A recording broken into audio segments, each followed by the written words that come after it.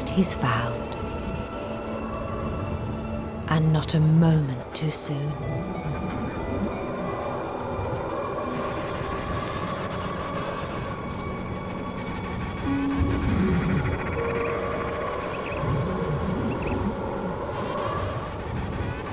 Within a few hours, the full force of the storm engulfs the colony. The chick may be safe, but as temperatures drop to -60, his mother's warmth is not enough. To protect him, she needs to find refuge in the shared warmth of the other penguins.